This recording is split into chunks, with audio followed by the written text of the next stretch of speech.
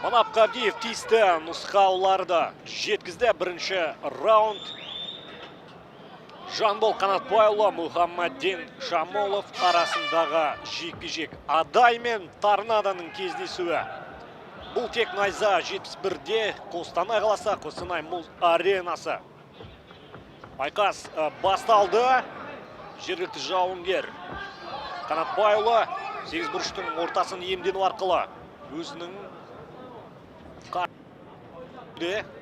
Очень хорошая школа бокса в Аркалыке, потому вполне логично, что Қанатбайұлы начинает как раз-таки в стойке, не бросается бороться. Именно от Шамолова подобная инициатива должна исходить. Центр занимает Қанатбайұлы. Неспешно начинают поединок эти бойцы. Право прямой, добавляет мидл кик. Қанатбайұлы алғашқы шабуылдың шетін шығарды. Шамолов әзірге артқа шегіне жүріп, өзінің бір қашықтығын іздеп жүрген сыңайлы. Асығыстық жоқ. О, хорошая разножечка получается от Шамолова. Но долго вкатываются парни. Темп взвинчивать ни тот, ни другой не собираются. Минуты позади в первом раунде. Хозяйски начинают Қанатбайұлы. Асығудың да қажеті жоқ. Өйткені Қостанай мұз аренасы. Алғашқы жекпе-жекте қауіпті қазір. На всю арену этот звук. Жергілікті жауынгердің қолдаушылары қиқу салып қазір Қанатбайұлын арқаландыруда. Бұл қосымша күш қуат беретін түсінікті. Жаман емес бұл шабуыл. Шамолов қазір маған жақындасаң мен қауіптімін дегенде аяқпен тосқауыл соққыларының бірін көрсетті. Именно Қанатбайұлы, как кажется, должен врываться на близкую дистанцию, разряжаться серийно, что он пока и делает, успевает выбросить джеб. Право прямой уже не проходит, контратакует Мұхаммадин, хорошо чувствует тайминг, также скифайтер. Екі жауынгерде қазір төселе бастады, бір-бірінің қарқынына бой үйретіп, енді Қанатбайұлы бара-бара ширақ қимылдауға көшті. Шамолов біріншіден Қанатбайұлының тарапынан қателік күтетін сияқты. Мидл кик қауіпті қазір.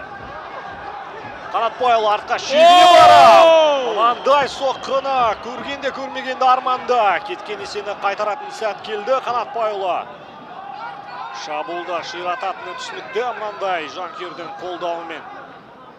Прекрасный удар с разворота-то в целом воспользовался ситуацией у сетки. Мұхаммадин пытался на характере уже Қанатбайұлы найти ответ. При этом очень грамотно разорвал дистанцию таджикский боец. Уроженец Душанбе. Опять на скачке. Правый прямой. Шамоловтың бір жақсы тұсы, яғни тұрысын алма кезегі ауыстыруда. Біресе сол қолы, біресе оң қол алды да міне. Тағы да қауіпті. Торнадо шындығында әмбепбап жауынгер екендігі дәлелді. Қанатбайұлы қазір алға өршелене ұмтылып. Дәлдігі жаман емес. Екі бірдей соққысын жеткізе алды, бірақ соққының күш қуаты Шамоловтың тек езуін көрсетуіне ғана жараған сыңайлы. Қостанай мұз аренасы қазірдің өзінде тіпті бір 70-80%-ға толды десек болады. Бұндай жағдай шындығында өте сирек кездеседі. Қаншама найза турнирлерінде, қаншама қалаларды шарлап жүрміз, бірақ мынандай жанкүйердің ықыласы өте қуантады. Шамолов. Как раз таки в прилимах-то и в рамках гран-при будут биться қостанайцы, поэтому вполне это объяснимо. Пока почти на 70% заполнилась арена. Вмещает она порядка 3000 человек. Это ледовая арена в городе Қостанай. Бэкфист от Мұхаммадина. Опять по воздуху. Бір минуттай уақыт бар. Раундтың аяқталуына тағы да комбинациялық шабуыл Қанатбайұлы. Көз жазып қалды. Соққының бағытталуы жақсы, жетуінде сұрақ белгісі тұр қазір. Қанатбайұлының бұрышында енді бір көзге көрінетін шабуылдың мәнері. Мне кажется, в целом, по количеству выброшенных ударов впереди Қанатбайұлы, Шамолов, его первая попытка в конце первого раунда. Идеальный проход от него. Дальше уже начинается grounded pound.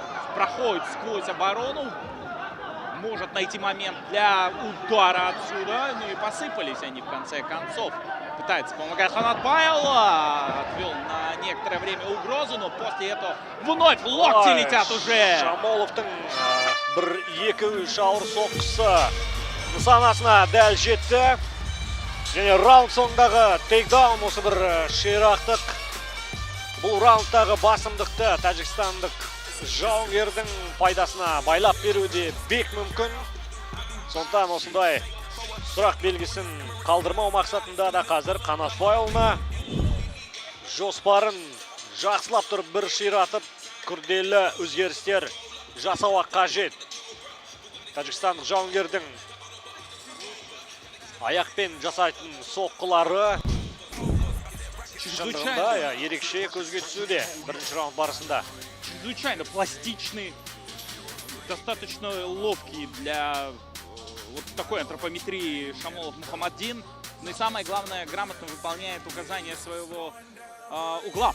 Там последовала команда, нужно забирать первый раунд. Для этого, конечно, требуется перевод. 22 секунды контроля на финиш первого раунда. И 5 минут, скорее всего, отправляется в актив Мухаммадина Шамолова. Второй раунд. Найза 71. Напомню, друзья, что генеральный партнер Найза — это букмекерская компания Олимбет. Ну и, конечно, информационный партнер — это телеканал Спорт Плюс. Все турниры Найза вы можете посмотреть эксклюзивно на телеканале Спорт Плюс и на YouTube-канале Спорт Плюс Хас.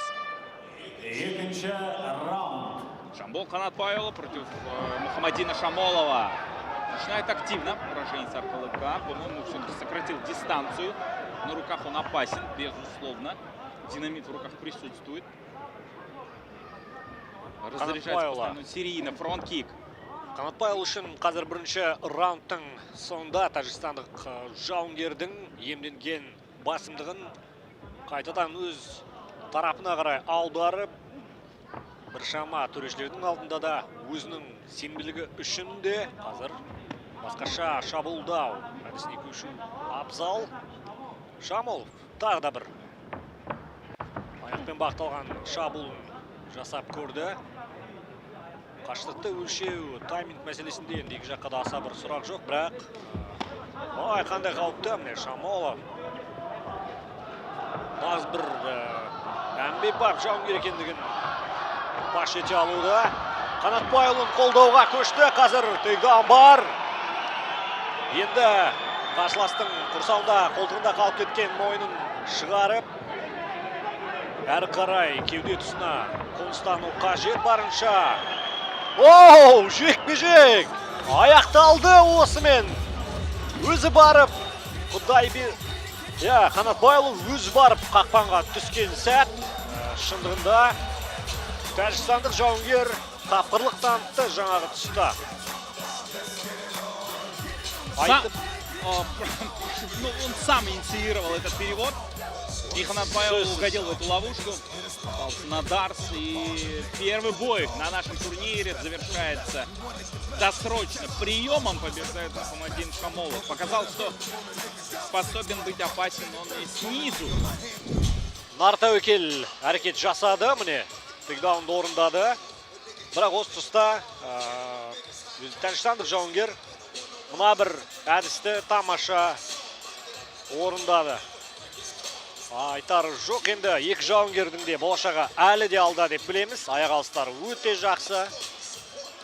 Ал тәжікстандық жауынгердің келешектегі айқастары бізге де қызықты болып тұр.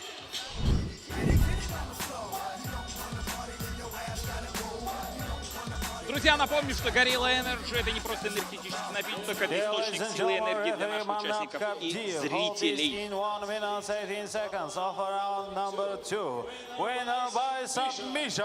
Fighter on the red corner, Muhammad Amin Shah.